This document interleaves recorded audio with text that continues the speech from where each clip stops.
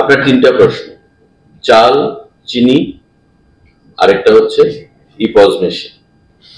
চাল মাননীয় মুখ্যমন্ত্রী বিধানসভায় ঘোষণা দিয়েছেন যে 10 কেজি করে চাল এক্সট্রা আমাদের 2 মাস প্রদান করা হবে।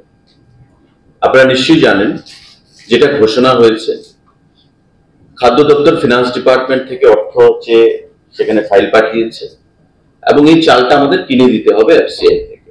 ফিনান্স ডিপার্টমেন্ট আমাদেরকে অর্থ দেবে, আমরা কিনে অতি সত্ত্বর এই চাল আমরা প্রদান করব। এটা ঘোষণা হয়েছে, মাননীয় মুখ্যমন্ত্রী বিধানসভায় ঘোষণা দিয়েছে।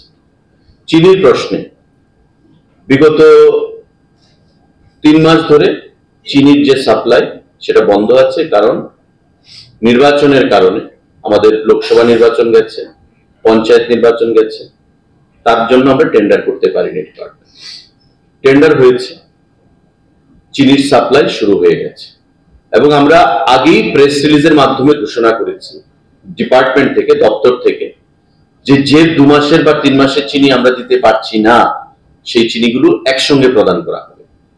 এবং আমি আমার সাংবাদিক সম্মেলনের শুরুতেই বলেছি, আপনি হয়তো নোটিস করেননি বা ওভারহিয়ার করেছেন, চিনি রাজ্যে 3000 এমটি প্রবেশ করেছে, ঢুকেছে, আরো প্রায় 2000 এমটি রাস্তায় আসছে। বিভিন্ন রেশন শপগুলোতে চিনি প্রদান করা শুরু হয়ে গেছে।